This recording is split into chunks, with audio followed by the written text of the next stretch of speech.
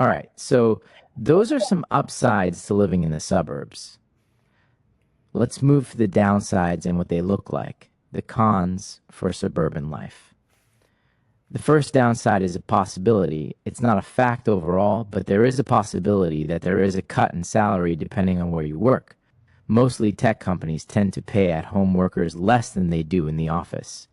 An interesting fact, for instance, Facebook has been a big proponent of working at home, but the thing that a lot of people don't know is that the people who work for Facebook are tied to their geographical location about how much they get paid.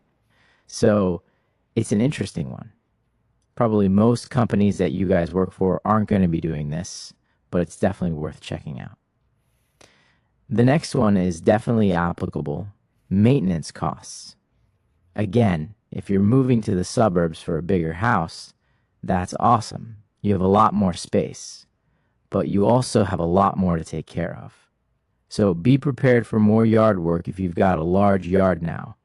If some rooms need upgrading, they're going to be bigger, so it's going to cost more to upgrade the bathroom in a big house than it is in a smaller one. If the community has an HOA, that's something to be aware of as well. How much you are going to pay a month for the HOA, and what is it going to give you in return. So there are a lot more maintenance costs involved in a bigger house in the suburbs. Obviously, if you're moving out to the suburbs and still working where you work, you're going to have a longer commute. So are you still going to be working downtown after this all goes away? If it ever goes away, after COVID is gone, after everyone has a vaccine and we're back to normal life. Is your work going to go back to the office? What does that commute look like for you now? Is it going to add an extra 20 minutes, half an hour, or 45 minutes to your commute if things get back to normal and you return to office life? Think about the long-term effects. Maybe it won't be this year or next year, but 4 or 5 years away. Who knows? But eventually, are you going to have to change your routines? That's something to take into consideration. And of course, with that, not only is it the commute, but there's the wear and tear on your car, your oil, gas, maintenance, all that stuff. So think about those costs when moving out there too. Speaking of transport, what is the place you're moving to like? Do you drive all the time now? Do you have a car, or do you use public transportation? Closer to downtown in Denver, we have a lot of transportation options with the light rail and all that good stuff. But where you're thinking about moving in the suburbs, does it have a light rail stop? Does it have places where you can easily get a bus, or are you going to have a car? That's one thing I realized when I moved here was huge. Public transport in Scotland is amazing, but when I moved here, I was like, oh, you have to have a car to go anywhere and do anything here. So that's definitely worth consideration. If you're used to public transport, are you going to have to get a car now? That's another expense. All right, one more downside is that suburbanites tend to not get as much exercise as people in the city, believe it or not. That's an actual fact.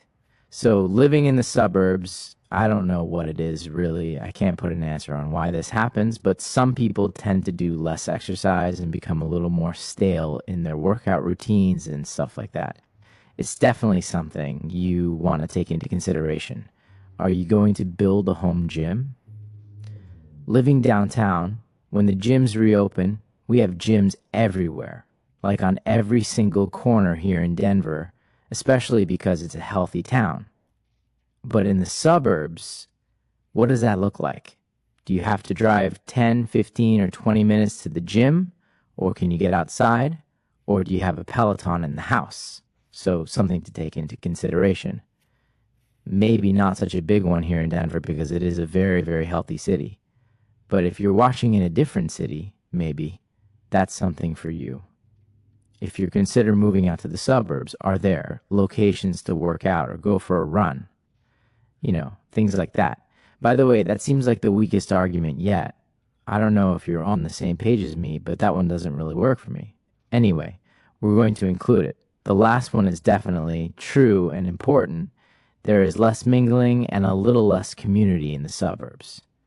Not to say that people aren't great neighbors and friends and stuff like that, but we're just not as close to each other there as we are in the city. In our block here in the city, it's like super tight and we all know each other. I can help out the old lady across the street, for example. In the suburbs, the way it's designed is a little more sparse, and it's designed that way to give you more space, of course, but you're in less proximity to your neighbor, and even like a little bit can make a big difference into daily interactions with each other. So it's something to take into consideration as well. If you've got a super tight knit community or you live downtown in a complex, think about moving out there. If you're a more private person, then great. But I think what 2020 has shown us is that we need human interaction. Social media and all that stuff blew up. People are on their phones 80% more than they were in 2019. So, for me, social interaction with other humans is huge. I need it to stay healthy and keep my mind right. So if that's important to you, it's definitely something to take into consideration too.